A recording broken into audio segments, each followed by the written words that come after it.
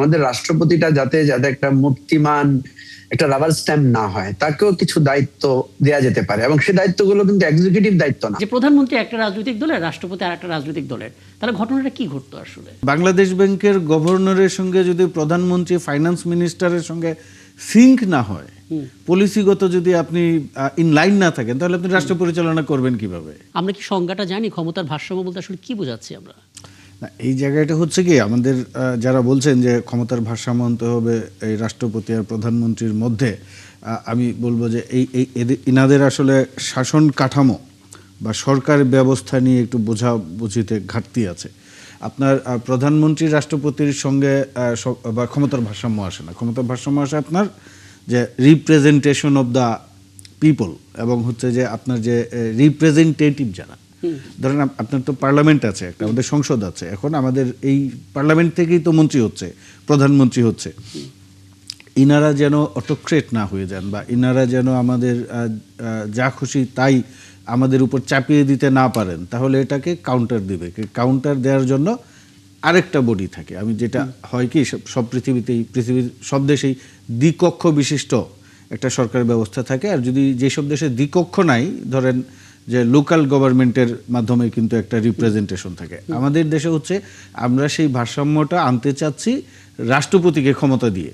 আমি একটু সহজ করে বুঝিয়ে বলি, ধরেন জার্মানিতে যেটা আছে, ওদের তো বুন্দেসটাগ আছে, বার্লিন, যেটা ওদের কেন্দ্রীয় সরকার, মানে কেন্দ্রীয় পার্লামেন্ট। এর বাইরে হচ্ছে ওদের 16টা প্রদেশ আছে, 16টা প্রদেশে প্রাদেশিক সরকার আছে। এইবার এই প্রাদেশিক সরকার থেকে, প্রত্যেকটা প্রভিন্স থেকে কিছু পার্লামেন্ট মেম্বার নিয়ে আরেকটা হাউস তৈরি করা হয়, যেটাকে বলে বুন্দেসরাত। এখন বুন্দেসটাগে যদি কোনো সিদ্ধান্ত নেয়, জার্মানিতে একটা আইন পাশ হয়েছিল যে ওরা বলেছিল শিক্ষা আর বিনামূল্যে দেয়া হবে না, বিশ্ববিদ্যালয়ে যারা পড়বে তাদেরকে পয়সা দিয়ে পড়তে হবে, টিউশন ফি দিতে হবে। এবার বুন্দেসটাগে এটা পাশ হয়েছে, এই যে বুন্দেসরাত এটা ফেরত পাঠিয়েছে, বলছে যে না, এটা আমরা বরং প্রাদেশিক সরকারগুলোর উপর, মানে এখানে একক সিদ্ধান্তের কোনো সুযোগ না। এইবার যেটা মজার বিষয় হচ্ছে, জার্মানিতে কিন্তু পড়াশোনা ফ্রি, আবার ফ্রি না। কোন অর্থে ফ্রি? 16টা প্রদেশে সবাই কিন্তু বুন্দেসটাগের সিদ্ধান্তটা মানে নাই।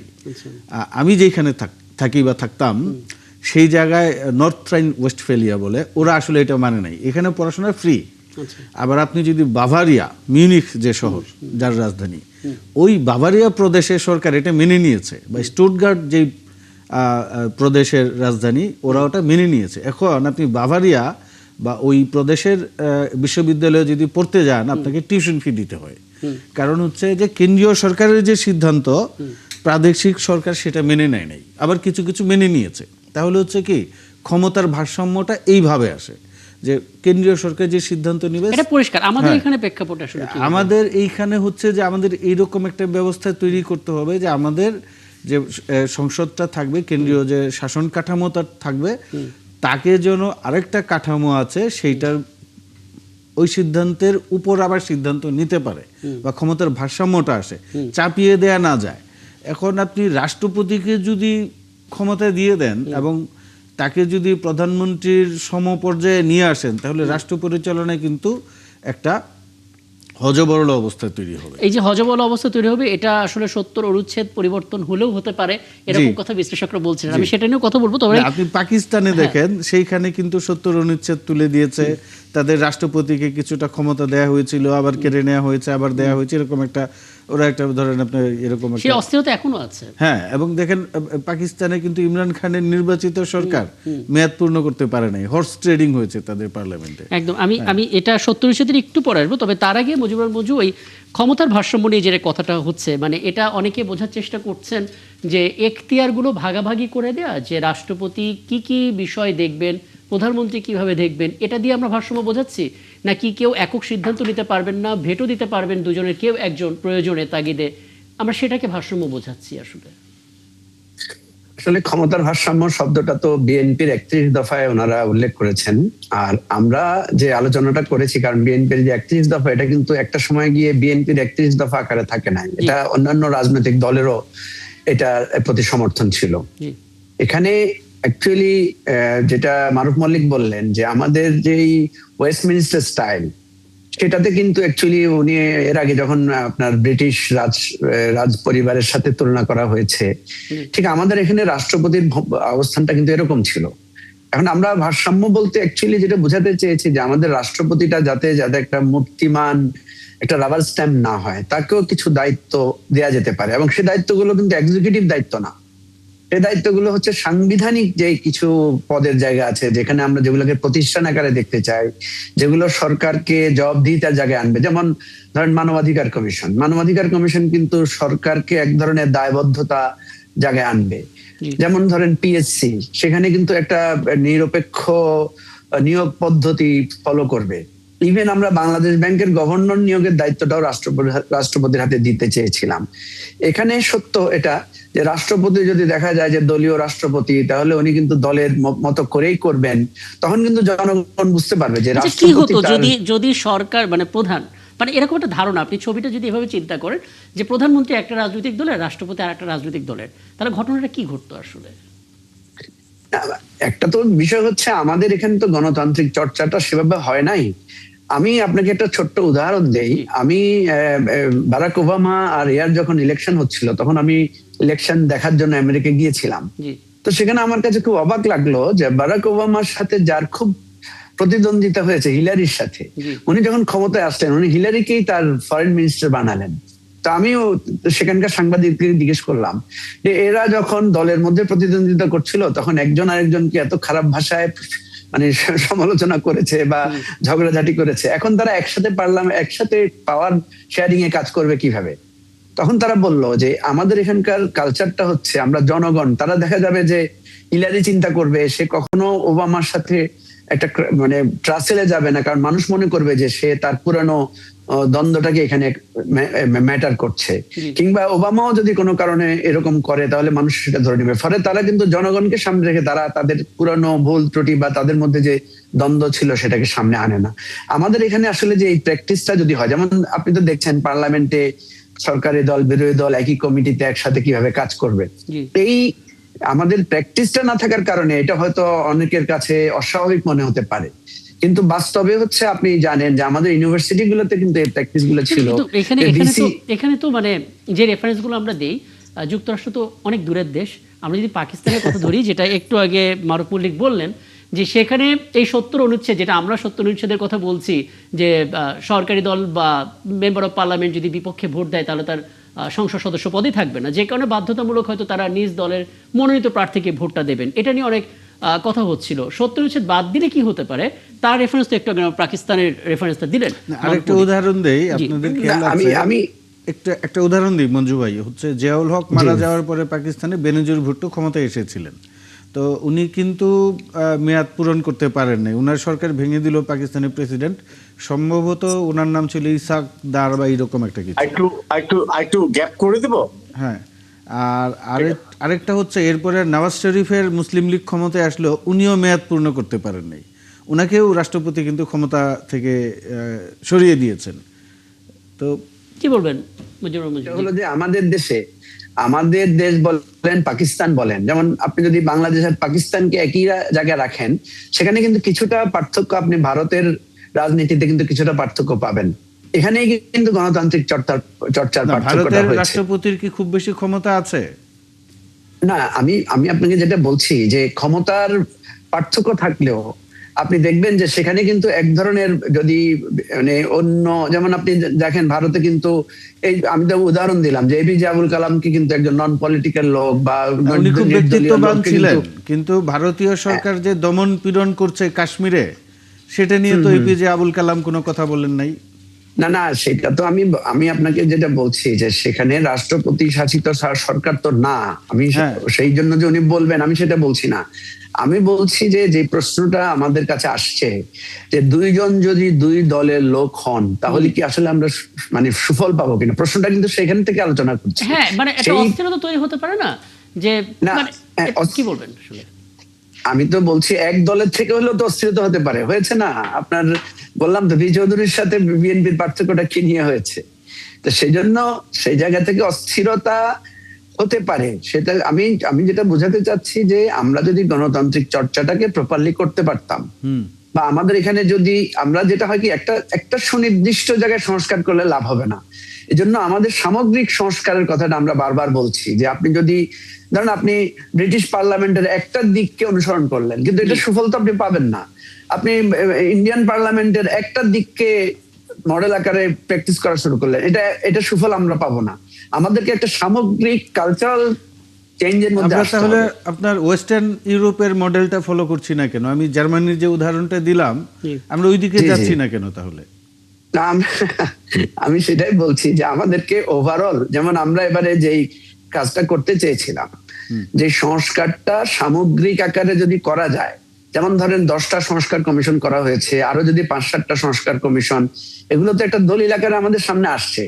এগুলো সবগুলো একসাথে যদি পরিবর্তনের দিকে আমরা যেতে পারি, তাহলেই পরিবর্তনটা সম্ভব। যেমন আমরা দেখেন, এই যে আমাদের বর্তমান প্রধানমন্ত্রী তারেক রহমান, উনি যে বিহেভিয়ারাল চেঞ্জটা এনেছেন, এটা তো কাঠামোগত না, কিন্তু উনি যে কালচারাল চেঞ্জটা আনতে চাচ্ছেন, এই যে আমি দেখেছি যে প্রধানমন্ত্রী যেহেতু জৌলুস পরিহার করেছেন, আপনি দেখবেন মন্ত্রীরা এখন অটোমেটিক্যালি জৌলুস থেকে ওনারা সরে যেতে বাধ্য, এবং মন্ত্রীরা কিন্তু এখন খুব ঝামেলার মধ্যে আছেন। একটু যে জৌলুস দেখাবেন, একটু যে ভাবসাব দেখাবেন, সেটা দেখাতে পারছেন না। তো আমি বলতে চাচ্ছি যে এই পরিবর্তনটা একটা নির্দিষ্ট জায়গায় আসলে হয় কি, এটার সুফলটা আমরা পাই না। তারেক রহমান সাহেব যেই পরিবর্তনটা ওনার নিজের পক্ষ থেকে করেছেন, এই পরিবর্তনটা যদি টপ টু বটমে সঞ্চারিত হয় এবং রাষ্ট্র কাঠামোর বিভিন্ন ক্ষেত্রেও হয়, তাইলে কিন্তু সুফলটা পাওয়া যাবে। বুঝতে পারছি। আমরা তো মানে একটা আইডিয়াল বা একটা আদর্শগত দিক নিয়ে কথা বলছি, কিন্তু বাস্তবতা হচ্ছে এখানে নানা পক্ষ আছে। মাঠ গরম করা এবং বিতর্কের জন্য বিতর্ক তৈরি করা, নানাভাবে নিজেদের অস্তিত্বকে জানান দেওয়ার জন্য পরিস্থিতি অস্থির করে তোলা, অনেক ক্যাটাগরি এখানে আছে সক্রিয়। সেগুলো মাথায় তো বিবেচনা রাখতে হবে। আমি এই জটিলতা থেকে বাঁচার জন্য একটু আন্তর্জাতিক সম্পর্ক বিশ্লেষক অধ্যাপক ডক্টর মোহাম্মদ তৌফিকুল ইসলাম মিথিল, আপনাকে একটু আমন্ত্রণ জানাই। আমরা যে পয়েন্টটাতে আটকে আছি সেটা হচ্ছে আমাদের নিজস্ব একটা রাষ্ট্র কাঠামো ব্যবস্থা আছে, আমাদের একটা কনস্টিটিউশন আছে, সংবিধান আছে। এই সংবিধান মাথায় রেখেই আমরা 23তম রাষ্ট্রপতি পেলাম।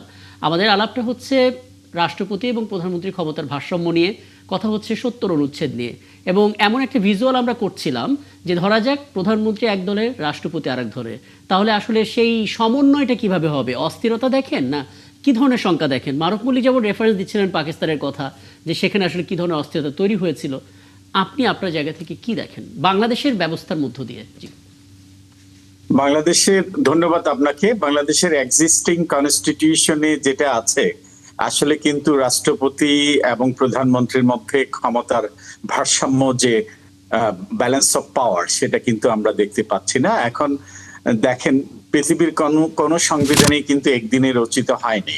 সংবিধান পরিবর্তনশীল, এবং সংবিধান মানুষের প্রয়োজনে, দেশের প্রয়োজনে, জনগণের আশা আকাঙ্ক্ষার ভিত্তিতেই কিন্তু সংবিধান সংস্কার হতে পারে, পরিবর্তন হতে পারে, পরিমার্জন হতে পারে।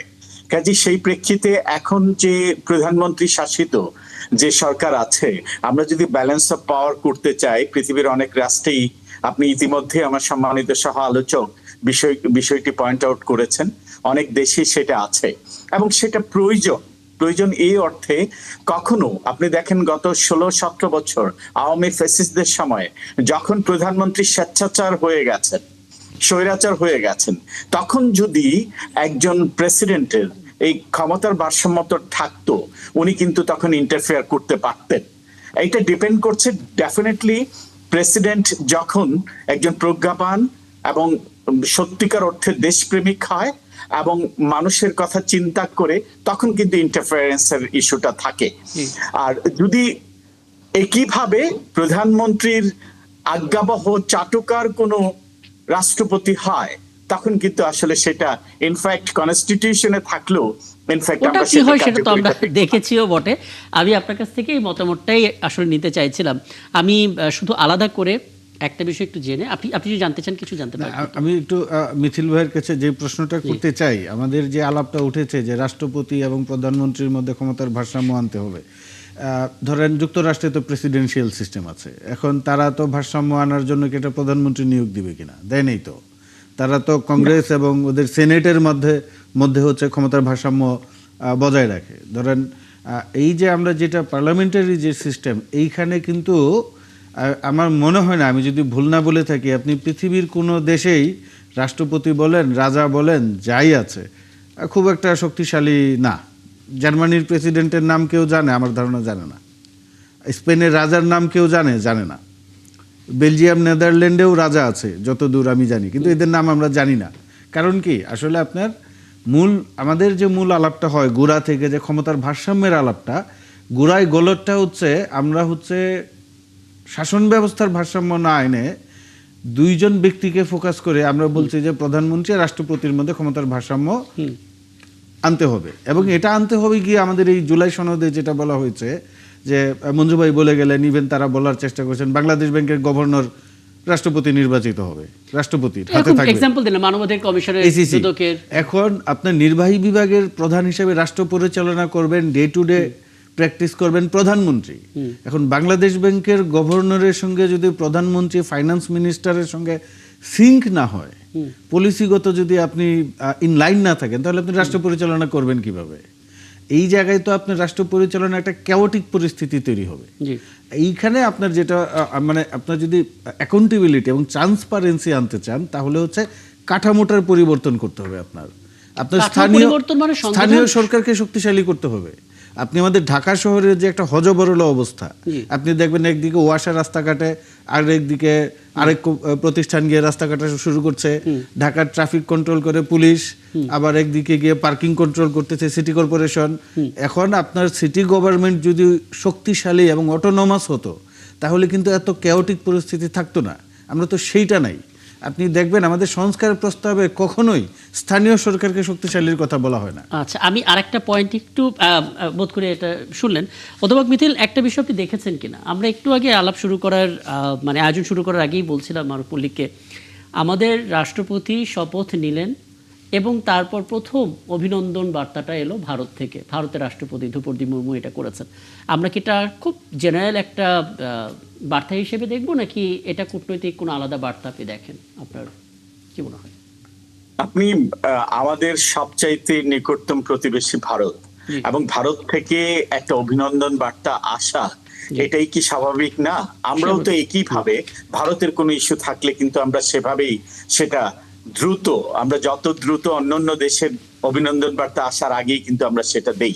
এবং আমি এটা মনে করি যে বাংলাদেশের যেমন ভারতের সাথে সুসম্পর্ক প্রয়োজন, একইভাবে ভারতেরও কিন্তু গুরুত্ব রয়েছে। এই প্রশ্নটা আমি কেন করলাম জানেন, মানে আমরা দেখতে পাচ্ছি সাম্প্রতিক সময়ে ভারত বাংলাদেশের সম্পর্ক মানে ইন্টার্ম গভর্নমেন্টের আমল থেকে এমন একটা পর্যায়ে চলে গিয়েছিল যে ভিসা পর্যন্ত বন্ধ হয়ে গিয়েছিল। সেই জায়গা থেকে কিছুটা ভালো হচ্ছে, ভালো হওয়ার পথে রয়েছে। মাঝখানে আমরা 5 আগস্টে আমরা দেখলাম শেখ হাসিনার প্রেস কনফারেন্সে যখন ওখানে হলো, তখন এখান থেকে প্রতিবাদ জানানো হলো। তারপর আমরা দেখতাম যে সিচুয়েশনটা কিছুটা মানে, এবং আপনার সঙ্গে কথা হচ্ছিল দীনেশ ত্রিবেদী যখন এখানে এলেন, তিনি যেভাবে কথা বলেছিলেন, কিছু কিছু কথা নিয়েও আবার আলোচনা সমালোচনা হচ্ছিল। সেই জায়গা থেকে আসলে প্রথম অভিনন্দন সেখান থেকে আসবে, আলাদা কোনো মেসেজ এখানে আসছে কিনা সেটাই জানতে চাওয়া ছিল, আলাদা কোনো বার্তা এখানে কিনা। আসলে আপনি দেখেন যে 5 আগস্টের আগে যদি চিন্তা করেন, ওয়ান ডাইমেনশনাল যে ডিপ্লোম্যাটিক রিলেশন বাংলাদেশের সাথে ছিল, এখন কিন্তু বাংলাদেশ বহুমাত্রিক কূটনৈতিক সম্পর্কে কিন্তু আপনি সেটা পরিলক্ষিত হচ্ছে। এবং এরই ধারাবাহিকতায় আমরা দেখেছি হয়তো যেটা আগে ভারতের একটাই ছিল যে বাংলাদেশের হয়তো কূটনৈতিক সম্পর্ক ভারতকে মাধ্যম ধরেই হয়তো অন্যান্য দেশের সাথে কূটনৈতিক সম্পর্ক যেটা আগে হয়েছে সেটাই ধারণা ছিল। এখন বাংলাদেশের অনেকগুলো অপশন হয়ে গেছে, এবং হয়ে গেছে ইনফ্যাক্ট হচ্ছে বাংলাদেশেরও সবার আগে বাংলাদেশ, কারণ বাংলাদেশের স্বার্থ আগে যে দেশের সাথে যেখানে যে ইস্যুতে স্বার্থ রক্ষিত হবে বাংলাদেশ কিন্তু সেভাবে এগিয়ে যাবে এবং এগিয়ে যাচ্ছে। এবং এটা ভারত হয়তো দেরিতে উপলব্ধি করেছে, এবং দেরিতে উপলব্ধি করেও কিন্তু ওরা চুপ থাকেনি। ভারতও চাচ্ছে যে বাংলাদেশের সাথে সমান্তরাল হয়ে আগের মতো প্যাটার্নে যে কূটনৈতিক সম্পর্ক হলে যে চলবে না, ভারত কিন্তু সেটা উপলব্ধি করছে এবং করছে বিদায়ী আপনি দেখেন ভারতের দিক থেকে কিন্তু আপনি দেখেন এই শেখ হাসিনার প্রেস কনফারেন্সের পরেও যেটা ধরেন ইতিমধ্যেই আমাদের প্রধানমন্ত্রীকে আমন্ত্রণ জানানো হয়েছে, জানানোর পরেও কিন্তু ভারত হয়তো শঙ্কা করছে আমাদের প্রধানমন্ত্রী সেখানে ভিজিট করতে যাবে কি যাবে না। এর জন্য ভারতের পক্ষ থেকে কিন্তু প্রচেষ্টা অব্যাহত আছে। এটা কিন্তু একটা পজিটিভ জেস্চার হিসাবে আমি দেখছি। কারণ যত কথাই বলি আমরা, আমাদের সোশ্যাল মিডিয়া যত রকমের, আচ্ছা, আমি একটু বলে রাখি, প্রধানমন্ত্রী ভারত সফরে যাবেন কি যাবেন না, এবং এটা নিয়ে ভারত কি বলছে, আমাদের প্রেস সচিব কি বলছে, সেটা নিয়ে আমি একটু পরে আসবো, বিরতির পরেই না হয় এটা নিয়ে আমরা একটু আলাপ করবো। কিন্তু আমরা শুধুমাত্র রাষ্ট্রপতি এবং নতুন মন্ত্রী সভা যেটা রদবদল হলো সেটা নিয়ে আলাপ করতে চাই। আপনি খুব চমৎকার করে স্পষ্ট করেছেন। এবং মজিবুর রহমান মঞ্জু, একটা বিষয় একটু বলবেন, কেন হঠাৎ করে মন্ত্রিসভার রদবদল ঘটলো বলে আপনি মনে করেন? বিষয়টা আমার কাছেও কিছুটা, এমনিতে তো কিছুদিন থেকে মন্ত্রিসভা রদবদলের বিষয়ে আলোচনা হচ্ছিল, জি। কিন্তু কয়েকটা সিগনিফিকেন্ট চেঞ্জ একটু আমার কাছে বোধগম্য মনে হয়নি। কারণ তথ্যমন্ত্রী নতুন একজনকে দেয়া, তারপরে আরো দুই একজন মন্ত্রীকে মানে পরিবর্তন করা, যেমন বেশ কিছুদিন থেকে আলোচনা হচ্ছিল যে স্থানীয় সরকার, তারপর স্বরাষ্ট্র মন্ত্রণালয়, এগুলোতে একটা পরিবর্তন আসছে, এ ধরনের কিছু গুঞ্জন তৈরি হয়েছিল। তো একটা জিনিস ভালো যে মঈন খানের মতো একজন মানে দক্ষ এবং প্রাজ্ঞ রাজনীতিবিদ, তাকে একটা গুরুত্বপূর্ণ মন্ত্রণালয়ের দায়িত্ব দেওয়া হয়েছে। তথ্য মন্ত্রণালয়ের পরিবর্তনটা নিয়ে আমি কিছুটা নিজেও একটু অবাক হয়েছি যে এই পরিবর্তনটা কেন, এটার কোনো সিগনিফিকেন্স আছে কিনা। আর আরো কিছু মন্ত্রণালয়, আচ্ছা, আর একটা বিষয় হ্যাঁ, আমি বুঝতে পারলাম একটা বিষয়। যারা এগুলোর মধ্যে একটা পরিবর্তন, জি, নিশ্চয়ই আবারও ফিরবো আপনার কাছে। মারুফ মল্লিক, একটা বিষয় একটু বলবেন, মানে আমরা রাত পরিবর্তন হয়নি। 10টার যে আয়োজন, সেই 10টার আয়োজনে আমরা আমন্ত্রণ জানিয়েছিলাম নীলুফা চৌধুরী মনিকে, এবং ওনাকে ঠিক একই বিষয় জানতে চেয়েছিলাম যে কেন এই মন্ত্রিসভার রদবদল। উনি যেটা ব্যাখ্যা দিলেন যে খরচ কমানোর জন্য হোক, কৃচ্ছতা সাধনের জন্য হোক, আগে সরকার যে পরিমাণ মন্ত্রী প্রতিমন্ত্রীর জন্য ফিল্ডগুলো তৈরি করেছিলেন, এই সরকার সেটা কমিয়ে এনেছে। কমিয়ে আনার কারণে দেখা গেছে কিছু কিছু ক্ষেত্রে একজন মন্ত্রীর উপরে 3-4টা মন্ত্রণালয়ের প্রেশার থাকছে, একজন প্রতিমন্ত্রী প্রচুর কাজ করতে হচ্ছে, সময়টা এরকম যে আপনি আসলে দৌড়ে পাচ্ছেন না, তখন বাধ্য হয়ে নতুন কাউকে অনবোর্ড করতে হচ্ছে। এটা কি আমরা মানে কনভিন্স হবো, নাকি আলাদা করে কোনো? না, ধরুন মন্ত্রিসভায় পরিবর্তন খুব স্বাভাবিক ঘটনা। যখন একটা দল ক্ষমতায় থাকে, সে তার নতুন নতুন সদস্যদের মন্ত্রিসভায় অন্তর্ভুক্ত করবেন, কেউ বাদ যাবেন, কেউ ঢুকবেন, এটা তো একটা কন্টিনিউয়াস প্রসেস। তো আর সবচেয়ে বড় কথা হলো যে আপনি যেটা বললেন যে আসলেই আমাদের কিন্তু একটা সময় বাংলাদেশের 24 জন মন্ত্রী নিয়েও সরকার পরিচালনা করা হয়েছে, কিন্তু আমাদের ইকোনমিক কলেবর বেড়েছে, কাজের ব্যাপ্তি বেড়েছে। তো সেই জায়গায় যখন একজন মন্ত্রী বা একজন প্রতিমন্ত্রী যখন একাধিক মন্ত্রণালয়ের দায়িত্বে থাকেন, তখন কিন্তু তাদের উপর এক ধরনের চাপ তৈরি হওয়ার একটা প্রশ্ন সুযোগ অনেকে আছে। করছেন, আমি শিওর এটা হয়তো মজিবুর রহমান মঞ্জুর মাথায়ও আসতে পারেন। আমাদের তো পররাষ্ট্রমন্ত্রী একজন আছেন, পররাষ্ট্র প্রতিমন্ত্রী একজন ছিলেন শামা উবায়েদ, পররাষ্ট্র উপদেষ্টা ছিলেন হুমায়ুন কবির, হুমায়ুন কবির হলেন পররাষ্ট্র প্রতিমন্ত্রী, জি। তাহলে শামা উবায়েদও পররাষ্ট্র প্রতিমন্ত্রী, মানে দুজন পররাষ্ট্র প্রতিমন্ত্রী কি থাকবেন আমাদের এখানে?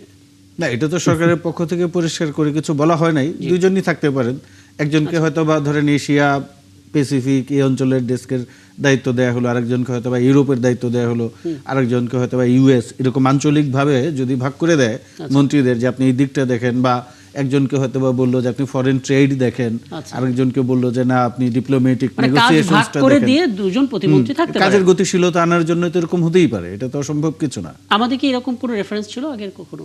আগে নাই, নতুন করে শুরু হচ্ছে, সমস্যা কি? ওকে, মজিবুর রহমান মঞ্জু, আপনার এই যে কথা বলার সময় ব্যান্ডউইথের সমস্যা হচ্ছিল, আপনি একটু শেষ করবেন, বিশেষ কোনো অবজারভেশন আছে কিনা মন্ত্রীদের ক্ষেত্রে?